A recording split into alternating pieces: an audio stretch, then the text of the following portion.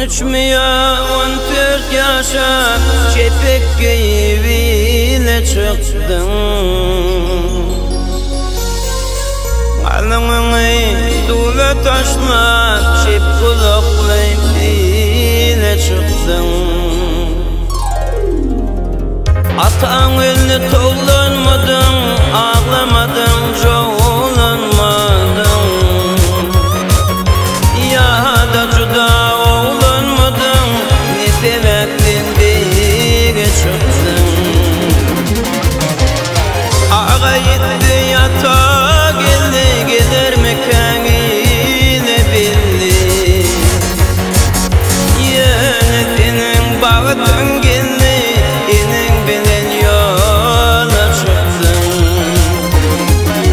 Kaldım kaldı çıktım koşku, yedir etti kıyla aşkı.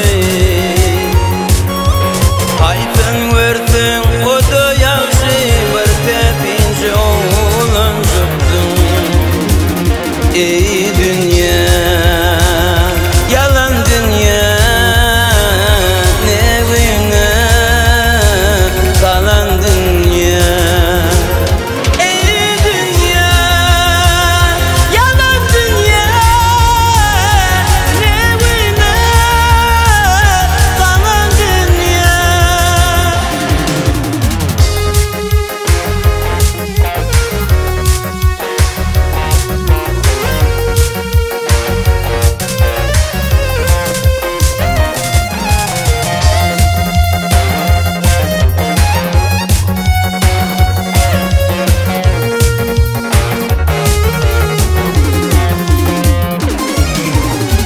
Kavul etti Arap için, buğdayları bağırak için. Buruta için, barut güvenlepiyle çıktım. Ağrım için o da derek, bir de o dey buğday orak. Dağınlarını darak darak, bağdan oradan tola çıktım. Yeryüzünü buğday yedim, bir de dedin buğdak yedim. Buğdağını baydak yedim, yeniş bilen yola çıktım.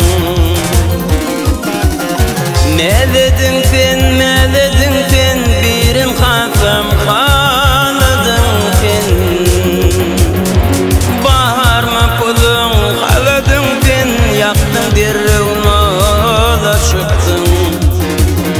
Ey dünya, yalan dünya, nevine kalan dünya.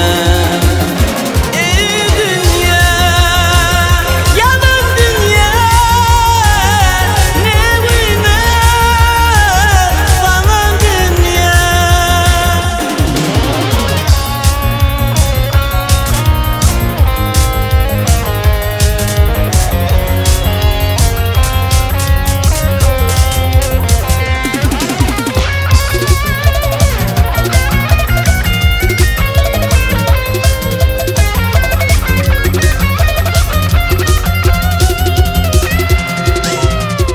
Kapak verdi ata